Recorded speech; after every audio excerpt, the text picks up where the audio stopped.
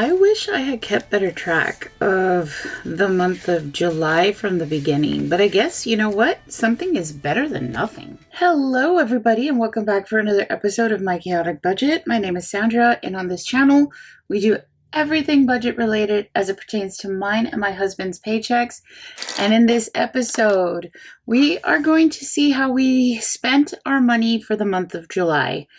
I really do wish that I had kept better track at the beginning of our paychecks for the month of July, but that was when we took our trip to Corpus, and so the numbers might be a little awry.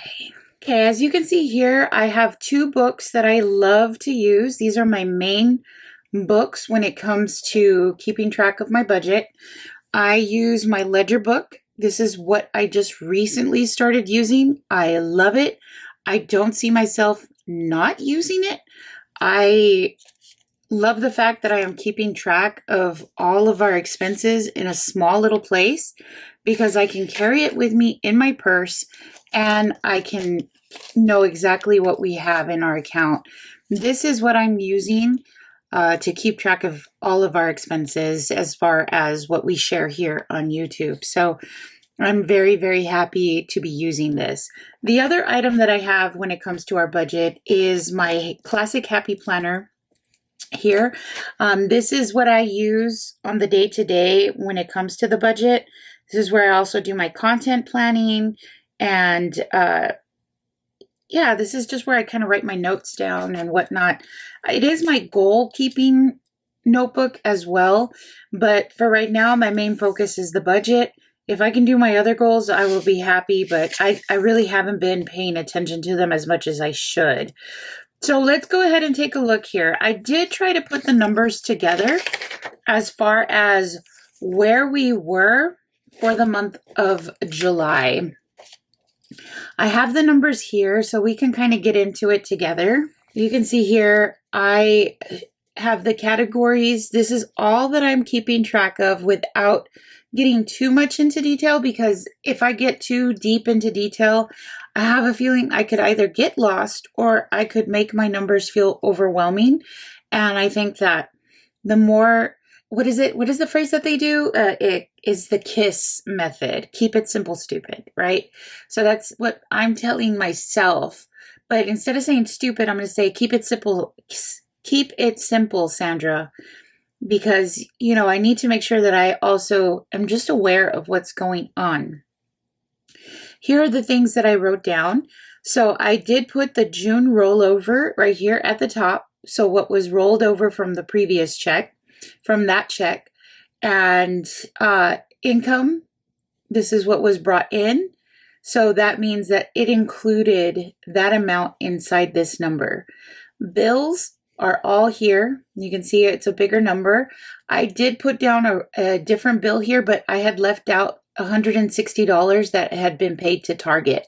And I had used sinking funds to do that. So that's why it was left out. So I made sure that I put it back because it needs to be kept track of as well. And then the money that I pull out for savings and sinking funds, like cash withdrawals, for this paycheck was $325. And then for groceries, dining out, gas, and spending, we did have $631.09 that we kept track of as best as I can remember. Now, like I said, I really didn't use this ledger book until later. And that's why I'm just like, I don't think I can do without it anymore. Because we did have our trip, and this is money that came out from our savings account. So it's like the money came out, but we spent it all. So that's why it's kind of like a zero out kind of thing, because I don't want to add it to our income if it's just going to get zeroed out anyway. But I did want to make sure that I made a note of it because it's not typical. It's not something that we would normally do. And then you can see here for July 2nd. And well, real quick, let me just kind of like touch upon this here. This is my budget, my paycheck budget tracker. And so this is where I got most of my numbers from. And you'll see I was going to put 961.32, but I needed to add the 160 that went to Target. And that's what didn't go here. And then of course you could see I put 325 for the cash withdrawal, because I did do a cash withdrawal, but what I did was I had moved the money, and so therefore it had to be a part of it. So yeah, it's strange. I know, but it's there. Trust me, it all makes sense. Maybe it doesn't look like it makes sense, but it does. Okay, and so then the next paycheck was, of course, for the July 2nd. Now, I did have my ledger book at this point. So because I had my ledger book, I was able to really start keeping track and really know where everything was going. So here you'll see that I wrote down the income, which was the $1514.79, but I did not put the total because that rollover is still considered part of this income here.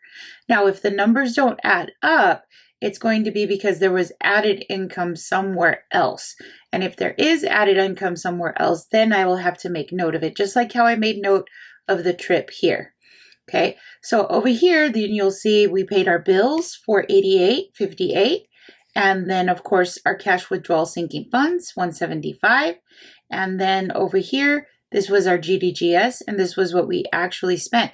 And like I said, we did keep track of it at that point. So when we have our little ledger here, you can see I started keeping track July 2nd. At the end or the closeout, this is where I wrote down everything. And that's how I was able to get my numbers. So that's why it makes more sense for July 2nd instead of the June 24th, because I was tracking it. I was doing a much better job already. So having this little ledger book has been really, really helpful. Okay, so that's what our numbers were for the July 2nd paycheck. And then we look at the July 16th paycheck, which we have it here, and we have all of our bills and our income. So we wrote down our income here. I wrote it down, and then I wrote down how much we paid for bills. And remember, this was when we made the decision not to pay these bills, so that way we could pay for my husband's birthday. And then over here too, we have our savings and sinking funds. And it totaled out to a total of $768 because we did give money for my husband to have his birthday fund, and then also money that I had to pay back, etc., etc. So we have all of that taken care of. And then what we spent in our GDGS, we added all of that up. And then of course we did have everything added up here as well. And so we made much better sense of it. And then we add across here. I hope you're still with me on this. I know it's a lot, but I took the income from each of these checks. I added it up. So for the month of July, what we shared with you guys was $5,755.01. We used this much for bills. So we add each one of these up for our bills. Came out to $1,658.56. Our sinking funds and savings all the way across from each of the checks was $1,268. And then our groceries, dining out, gas, and spending, if we add them up from across the checks, you'll see here that it came out to $2,559.47. And of course, that means that our August rollover was $108.98. Editing Sandra here. The bills actually should add up to $1,818.56. I made a mistake. Oops. Because that's what we had left over, taking from the income and over here. We did not add any rollover to the income. Because if we do, then that would be kind of like skewing the numbers, because that's not really extra money, because that's money we already had. But we can put that rollover into the next month, which would be this $108.98. So that's what we'll do in that next little bunch. So when we do for the month of August, and so we'll put it right here. Oh, and I didn't have my erasable pen at the time, so that's why it looks like that, and it's not very pretty. So we're going to put here, where did our money go in August 2025? Because we are keeping track of everything. And so we should be able to do that, each one of these. Now, the first one that we're going to do when it comes to August, of course, is going to be the combined checks. So we're going to be combining July 24th and the July 30th. That's what we're going to do. So we're going to have to make sure that we got all our numbers. And since it's a lot, it might take us a little while to put it all together, but we need to be diligent and get it done, because that's how we're going to know, did we improve our spending? Did we do something better? How did our income look? And there are going to be things that are different. So like my income was a little bit higher because of course I got extra pay. But we're also going to be spending more because it's my husband's birthday that we had, and then my birthday is coming up. So the numbers are going to be different. This is, I think, the second or third time that I do a monthly closeout for our budget. And I'm hoping I can get better at it, especially since I have better tools. Let me know your thoughts about how we did our closeout and how we did.